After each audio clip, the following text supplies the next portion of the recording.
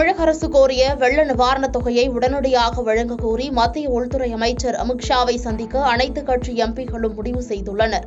Michaung புயல், தென் மாவட்ட வெள்ளம் ஆகியவற்றுக்கு தேசிய பேரிடர் நிவாரண நிதியிலிருந்து இன்னும் நிதி ஒதுக்கப்படவில்லை. இந்நிலையில் வெள்ள நிவாரணத் தொகையை உடனடியாக ஒதுக்கீடு செய்ய வலியுறுத்துவதற்காக மத்திய அமைச்சர் அமித்ஷாவை சந்திக்க தமிழகத்தை சேர்ந்த அனைத்துக் கட்சி எம்பிக்களும் நேரம் கோரியுள்ளதாக முதலமைச்சர் மு.க.ஸ்டாலின் தெரிவித்துள்ளார். மேலும் அவர் மத்திய அமைச்சர்கள் மத்திய குழு ஆய்வு செய்த பின்னரும் எவ்வித நிவாரணத் தொகையும் பெறப்படவில்லை. மற்ற மாநிலங்களில் இயற்கை பேரிடர்கள் ஏற்பட்ட போது குறுகிய காலத்தில் மத்திய அரசு நிவாரண நிதியை வழங்கியுள்ளது. ஆனால் தமிழக அரசு கோரியுள்ள 37,907 கோடியை உடனே வழங்க வேண்டும் என குறிப்பிட்டுள்ளார்.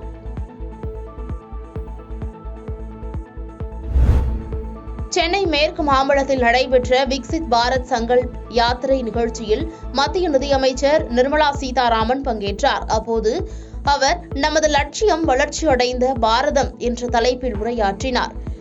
தொடர்ந்து பாகுபாடு இல்லாமல் அனைவருக்கும் திட்டம் கொண்டு செல்லப்படுகிறது என்றும் மத்திய அரசுக்கு வரப்பெற்ற GST வரியை முழுமையாக மாநில அரசுகளுக்கு தான் கொடுத்துள்ளோம். 2014 முதல் 2023 மார்ச் வரை 6.23 லட்சம் கோடி வரி பணத்தை தமிழகத்திடமிருந்து மத்திய அரசு பெற்றுள்ளது. ஆனால் பெற்றதை விட அதிகமாக, அதாவது 6.96 லட்சம் கோடி நிதியை தமிழகத்திற்கு மத்திய அரசு கொடுத்துள்ளது என தெரிவித்துள்ளார்.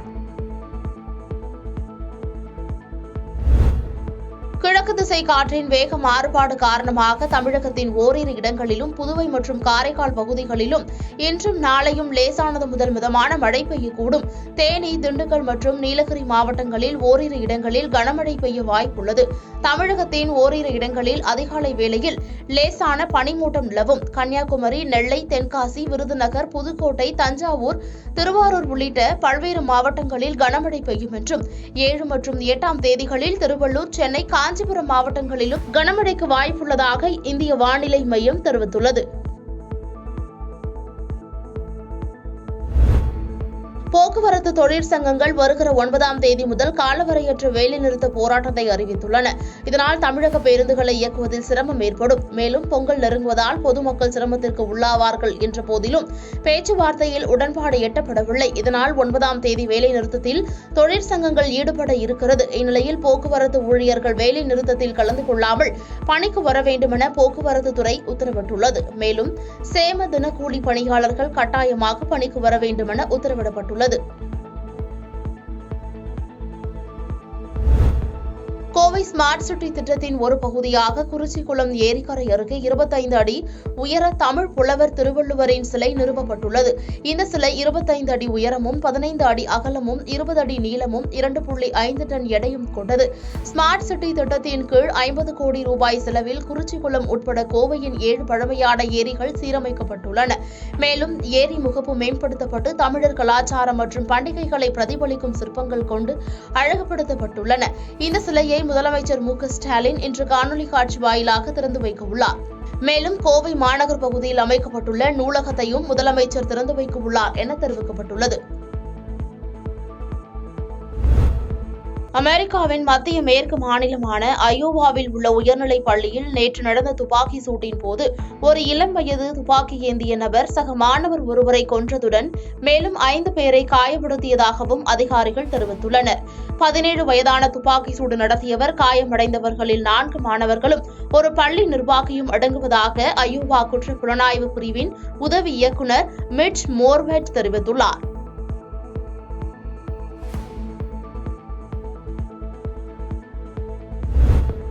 பொங்கல் பண்டிகையை ஒட்டி ரேஷன் கடைகளில் அனைத்து அரிசி அட்டைதாரர்களுக்கும் பொங்கல் பரிசு தொகுப்பு வழங்கப்பட உள்ளது. குடும்ப அட்டைதாரர்களுக்கு தலா 1 கிலோ பச்சரிசி, சர்க்கரையுடன் முழு கரும்பு வழங்கப்பட உள்ளது. இதற்கான கொள்முதல் நடந்து வரும் நிலையில் பொங்கல் தொகுப்பை கூட்ட நெரிசலின்றி ரேஷன் கடைகளில் வழங்கும் வகையில் டோக்கன் தயாரிக்கப்பட்டுள்ளது. இதன்படி யார் யார் எப்போது வந்து பொங்கல் தொகுப்பை பெற்றுக் கொள்ளலாம் என்ற விவரம் தரப்பட்டுள்ளது. இந்த டோக்கன் ரேஷன் கடைகளுக்கு அனுப்பப்பட்ட பிறகு கார்டு வாரியாக தேதி, நேரம் குறிப்பிட்டு பொதுமக்களுக்கு விநியோகிக்கப்பட உள்ளது. இந்த பணி ஓரிரு நாட்களில் நடக்க உள்ளதாக தெரிவிக்கப்பட்டுள்ளது.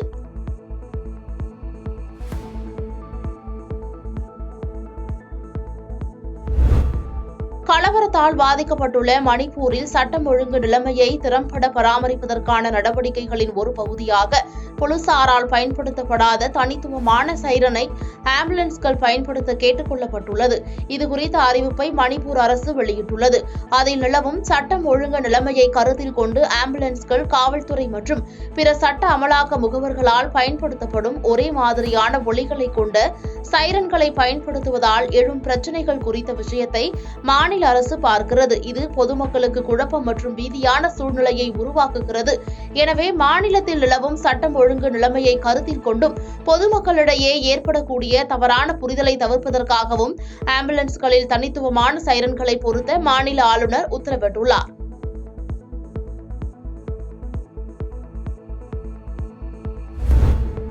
ஆண்டுதோறும் தை 1ஆம் தேதி தமிழர் திருநாள் பொங்கல் தினத்தை முன்னிட்டு உலக புகழ்பெற்ற அலங்காநல்லூர் அவனியாபுரம் பாலமேடு ஜல்லிக்கட்டு போட்டிகள் நடைபெறுவது வழக்கம்.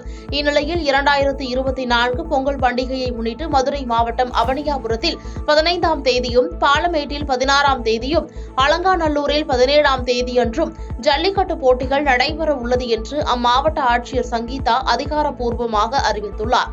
இதனிடையே ஜல்லிக்கட்டு போட்டியில் சாதி பெயரை குறிப்பிடக்கூடாது என மதுரை உயர்நீதிமன்ற கிளை பரபரப்பு தீர்ப்பை வழங்கியுள்ளது. அவனியாபுரம் பாலமேடு உள்ளிட்ட இடங்களில் சாதி பெயரில் காளைகளை அவிழ்த்து விடுகின்றன. இந்நிலையில் ஜல்லிக்கட்டு போட்டி தொடங்கும் முன் தீண்டாமை உறுதிமொழி ஏற்பது குறித்து அரசு பரிசீலனை செய்யவும் சாதி பெயரை குறிப்பிடாமல் காளையின் உரிமையாளர் பெயரை குறிப்பிட வேண்டுமென உத்தரவிடப்பட்டுள்ளது.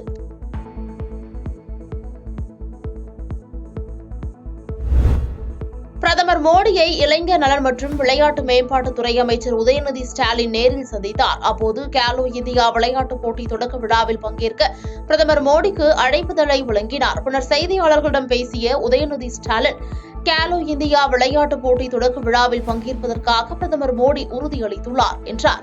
இதுகுறித்து அமைச்சர் உதயநிதி தனது எக்ஸ் தளத்தில் முதலமைச்சர் மு.க.ஸ்டாலின் அவர்களின் வேண்டுகோளின்படி தமிழகத்தின் வெள்ளத்தால் பாதிக்கப்பட்ட மாவட்டங்களில் விரிவான நிவாரணம், மறுசீரமைப்பு மற்றும் மறுவாழ்வு பணிகளை மேற்கொள்ள தேசிய பேரிடர் நிவாரண நிதியை உடனடியாக வழங்குமாறு தமிழக அரசின் சார்பில் பிரதமரிடம் கோரிக்கை விடுத்தேன். தேவையான நடவடிக்கைகளை எடுப்பதாக பிரதமர் உறுதியளித்துள்ளதாக பதிவிட்டுள்ளார்.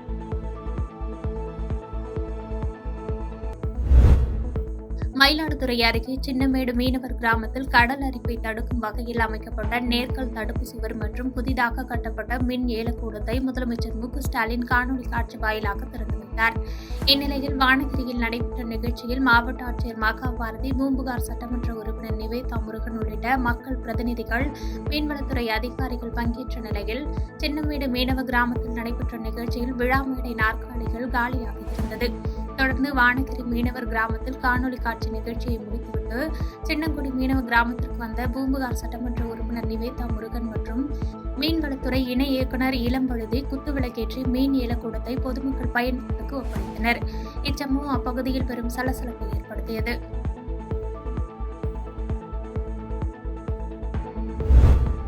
கடலூர் மாவட்டம் சி.என். பாளையம் சொக்கநாதன்பேட்டை தெருவை சேர்ந்தவர் சிங்காரவேல்.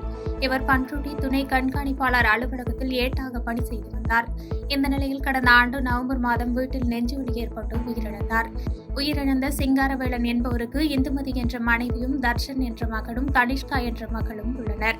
இதனைத் தொடர்ந்து கடலூர் மாவட்ட காவல்துறை நண்பர்கள் வாட்ஸ்அப் குரூப் மூலம் மறைந்த சிங்காரவேலன் குடும்பத்தாருக்கு உதவி செய்யும் நோக்கில் தலைமை காவலர்கள் என அனைவரும் தங்களாகவே முன்வந்து ரூபாய் 3.5 லட்சம் நிதி திரட்டினர். இதனையடுத்து உயிரிழந்த சிங்காரவேலின் குடும்பத்திற்கு நேரில் ஆறுதல் கூறிய மாவட்ட காவல்துறை கண்காணிப்பாளர் ராஜாராம், அவரின் குடும்பத்திற்கு ரூபாய் 3,50,000 ரூபாய் நிதியை நேரில் வழங்கி அவரின் வீட்டில் மரக்கன்று நட்டு வைத்தார். அப்போது பண்ருட்டி துணை கண்காணிப்பாளர் சபியுல்லா, ஆய்வாளர்கள் ராஜதாமரை பாண்டியன், கண்ணன், பரமேஸ்வர பத்மநாபன் மற்றும் உதவி ஆய்வாளர்கள், காவலர்கள் உள்ளிட்ட பலர் கலந்து கொண்டனர்.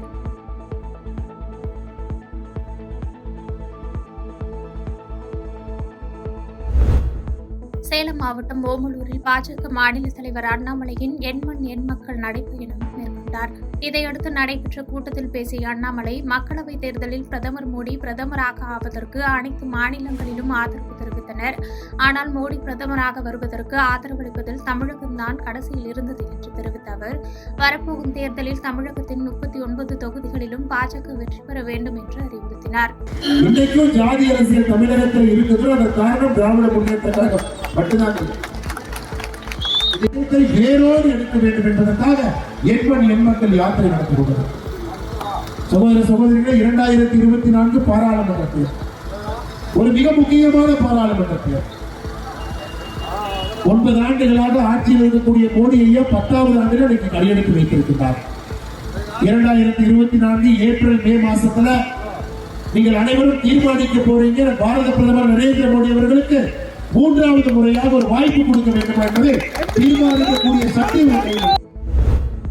திருவாரூர் மாவட்டம் அடியக்கமங்கலம் நடுத்தரு பகுதியைச் சேர்ந்த இதயத்துல்லா என்பவரின் மனைவி தாஜினிஷா, வயது 70. இவரது கணவர் இதயத்துல்லா சிங்கப்பூரில் வேலை பார்த்து வந்த நிலையில் கடந்த 1997ஆம் ஆண்டு உடல்நிலை குறைவால் உயிரிழந்துள்ளார். இந்த நிலையில் தாஜினிஷா தனது மூத்த மகள் கமர்னிஷாவுடன் வசித்து வருகிறார். தாஜினிஷாவின் மகன் முகமது அன்சாரி சிங்கப்பூரில் தற்போது பணிபுரிந்து வருகிறார். மேலும் சிங்கப்பூர் குடிமகனாகவும் அவர் இருந்து வருகிறார். இந்நிலையில் தாஜினிஷா தனக்கு சொந்தமான சொத்து வீதத்தை தன்னை பராமரித்து வரும் தனது மூத்த மகள் கமர்னிஷாவின் பெயரில் செட்டில்மெண்ட் எழுதி வைத்துள்ளார்.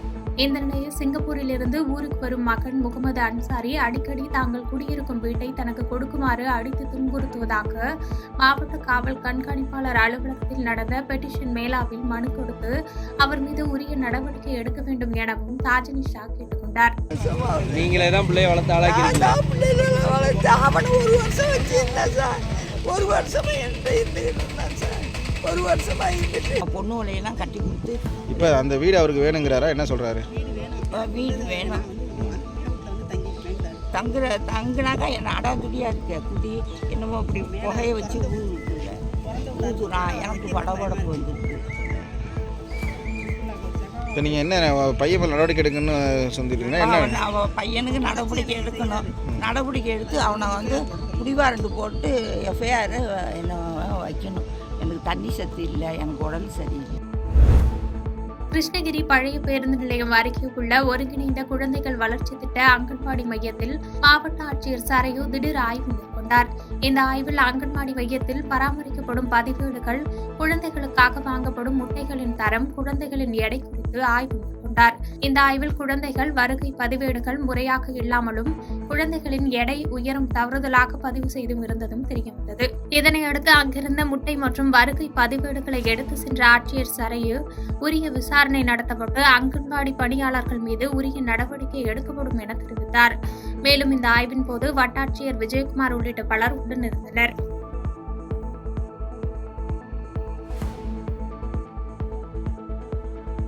பாதகம் செய்பவரை கண்டால் நாம் பயங்கொள்ளலாகாது பாப்பா. மோதி மிதித்து விடு பாப்பா, அவர் முகத்தில் உமிழ்ந்து விடு பாப்பா. அண்மை செய்திகளை உடனுக்குடன் தெரிந்து கொள்ள இணைந்திருங்கள் இயம்நாடு தொலைக்காட்சியுடன்.